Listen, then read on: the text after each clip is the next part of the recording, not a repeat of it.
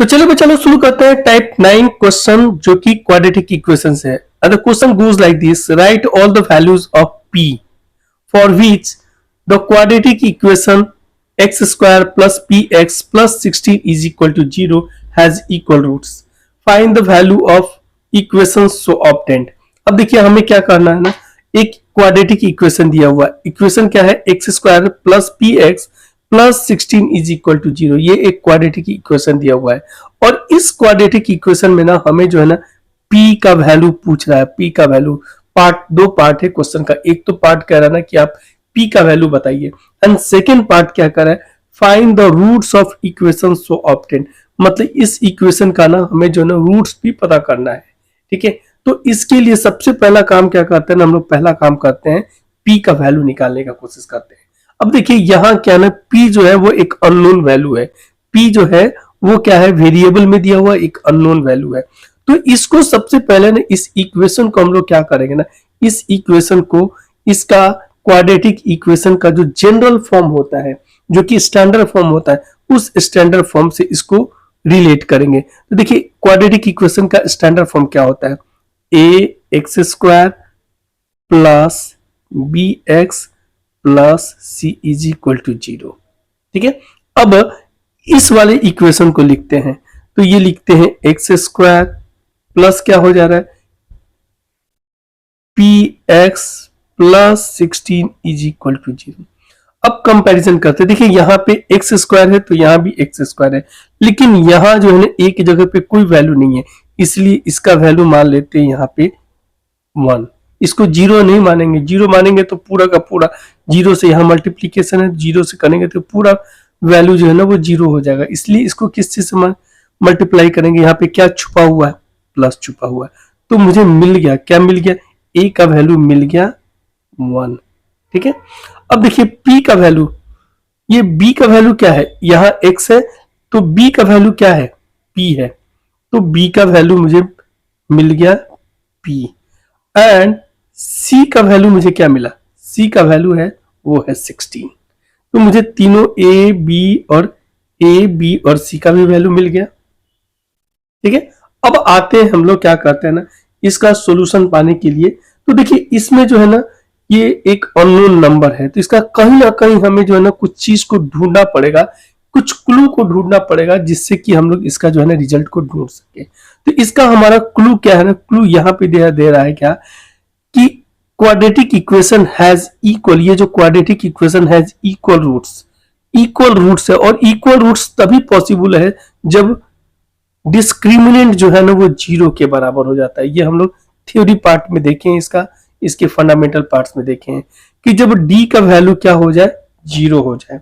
सबसे पहले मैं एक बार फिर से रिकॉल कर दे रहा हूं, रिकॉल में करा दे रहा हूं। देखिए जब डिटर्मिनेंट, ठीक है ना, जब 0 के बराबर हो जाए ना, रियल एंड इक्वल रिजल्ट्स आते हैं, रियल और इक्वल रूट्स आते हैं। रूट का वैल्यू क्या होगा, रूट का वैल्यू जो होगा ना वो रियल होगा और इक्वल होगा। जब d जो है ना वो ग्रेटर हो जाएगा 0 से, तो रियल और डिस्टिंक्ट अलग अलग मतलब क्या मिलेंगे, रिजल्ट मिलेंगे। लेकिन यही हो जाएगा जब d का वैल्यू जो है ना वो स्मॉलर हो जाएगा 0 से, यानी d का वैल्यू जब नेगेटिव में चला जाएगा तो उस समय क्या हो जाएगा, अनरियल एंड इमेजिनरी जो है ना हमें रिजल्ट आएंगे। ठीक है, ये हमें ध्यान रखना है। तो यहां हमें क्या दिया हुआ है, यहां हमें दिया हुआ है कि has equal roots, has equal roots, यानी ये वाला जो है ना एप्लीकेबल हो रहा है। डिटर्मिनेंट क्या हो जा रहा है, ये हो जा रहा है डिस्क्रिमिनेंट जो होता है ना, वो डिस्क्रिमिनेंट किसके बराबर हो जा रहा है, 0 के बराबर हो जा रहा है, यही कह रहा है। तो यानी कि ये रियल और इक्वल है, तो क्या हो गया, d इज इक्वल टू 0 के बराबर हो जाएगा। क्यों, ये कह रहा है रियल इक्वल है, तो d इज इक्वल टू 0 हो जाएगा। अब d का वैल्यू कितने के बराबर होता है, तो d का वैल्यू होता है बी स्क्वायर माइनस 4ac। ये फॉर्मूला है। d कितने के बराबर हो जाता है, d जो हो जाता है वो हो जाता है बी स्क्वायर माइनस 4ac। अब इसको जो है ना इतना चीज को क्या करते हैं ना, d के जगह पे डाल देते हैं। ठीक है, अब मुझे पता चल चुका है कि b का वैल्यू क्या है, b का वैल्यू जो है ना वो p के बराबर है। तो यहाँ डी की जगह पे पी का वैल्यू डाल दिया। ठीक है, अब देखिए क्या, माइनस को यहाँ माइनस लाया, 4 ये रहा 4, और ए की जगह पे कितना, ए का वैल्यू मेरा क्या है 1 है, 1 डाल दिया। सी का वैल्यू कितना है, सी का वैल्यू 16 है, ये निकल चुका है, तो सी हो गया 16। फिर इस तरह से इसको जब सिंप्लीफाई करते हैं तो ये मेरा हो जा रहा है -64, p square -64 is equal to 0।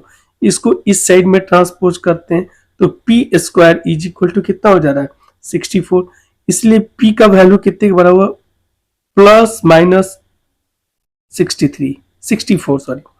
अब p का वैल्यू प्लस माइनस 8। अब ये अक्सर बच्चों में कंफ्यूजन रह जाता है कि ये p का वैल्यू जो है ना वो प्लस माइनस 8 क्यों लिखा जा रहा है। देखिए बच्चा लोग, क्या होता है ना, प्लस माइनस इसलिए लिखा जा रहा है, ये अगर 64 है ना, इसको मैं रूट करूं तो 8 भी आएगा, तो प्लस 8 में मल्टीप्लाई करेंगे तो भी मुझे रिजल्ट ना 64 ही मिलेगा। ठीक है, और सिमिलरली अगर ये वैल्यू जो है ना क्या हो जाए, -8 अगर आ जाए और -8 में मल्टीप्लाई करें तो भी हमारा वैल्यू जो है ना +64 ही आएगा। इसीलिए क्या होता है ना, जब भी हम लोग रूट निकालते हैं तो उसमें प्लस माइनस इसको कर देते हैं, तो हमारा p का वैल्यू निकल गया। p का वैल्यू क्या आ गया, +-8, यानी कि वो प्लस का भी वैल्यू हो सकता है और माइनस का भी वैल्यू हो सकता है। ठीक है, अब आते हैं इस चीज से ना, अब देखिए क्या होता है ना, इस इक्वेशन में हम क्या किए ना, p का वैल्यू जो है ना रख दिए। ये मेरा p का वैल्यू क्या आया, प्लस और -8। ठीक है, अब इसको जो है ना, देखिए यहाँ पे क्वाड्रेटिक इक्वेशन है, एक्स स्क्वायर प्लस माइनस, यहाँ पे देख लीजिए इसको क्या करते हैं, इसको जरा समझते हैं कैसे इसको तोड़ सकते हैं। तो एक a प्लस बी का होल स्क्वायर कितने के बराबर होता है, a square plus 2 into a into b plus b square के बराबर होता है। अब क्या किया ना, देखिए तो यहाँ पे ए का वैल्यू मेरा कितना है, ए का वैल्यू मेरा एक्स का स्क्वायर हो जाएगा, 2 इंटू ए का वैल्यू कितना हो गया, ए मेरा यहाँ पे एक्स हो जाएगा, और बी मेरा कितना हो जाएगा, ये 16, इसको क्या करेंगे 4 कर देंगे, और ये हो जाएगा मेरा 4 का होल स्क्वायर। ठीक है, इस तरह से हम लोग करेंगे तो ये क्या हो जा रहा है मेरा, ये प्लस माइनस इस तरह से करेंगे तो ये आ जाएगा। तो इस तरह से इसको जो है ना हम लोग एक्सपेंड करते हैं, यानी कि जो a प्लस बी का होल स्क्वायर का आता है ना, जो मिडिल टर्म जो है यहाँ पे दिखाई दे रहा है ना, उस पे हम लोग इसको स्प्लिट करते हैं। ये एक्स स्क्वायर है तो इसका a का जगह पे क्या आ जाएगा, a का वैल्यू जो है ना यहाँ पे जो है ना a का वैल्यू हो जाएगा वो x हो जाएगा, और यहाँ पे जो b का वैल्यू हो जाएगा वो 16 ना होके क्या हो जाएगा 4, और इस तरह से हमारे यानी कि 4 का स्क्वायर करेंगे, ये a का स्क्वायर करेंगे, इसी तरह से x का स्क्वायर करेंगे। ठीक है, तो इस तरह से हमें मिल जाएगा। अब क्या करते हैं ना, ये मेरा एक्स स्क्वायर प्लस ये जब वैल्यू आ गया, अब इसको जो है ना पूरा एक्सपेंडेड फॉर्म को क्या करते हैं, जब इसको जो है ना अनएक्सपेंड करते हैं, ठीक है, तो ये हमारा मिल जाएगा x प्लस -4 का whole square is equal to 0। अब इसका दो फॉर्म हो सकता है, यहाँ पे है x प्लस -4 का whole square is equal to 0। इसका मतलब ये भी हो गया कि x प्लस एक रिजल्ट ये भी हो सकता है, और दूसरा रिजल्ट हमारा क्या आ सकता है, x -4 इज इक्वल टू 0 ये भी हो सकता है। अब इसको सिंप्लीफाई करते हैं, यानी कि x इक्वल टू कितना हो जाएगा -4, और यहाँ वाले केस में ये केस नंबर 1, ये केस नंबर 2, तो केस नंबर 1 में ये -4 हो जाएगा, एंड केस नंबर 2 में ये कितने के बराबर हो जाएगा, +4 के बराबर हो जाएगा। तो इस तरह से हमारा जो है ना वैल्यू निकल जा रहा है, x का वैल्यू एक आ जाएगा मेरा, x का वैल्यू आ जाएगा +4 और दूसरा -4। थैंक यू बच्चा।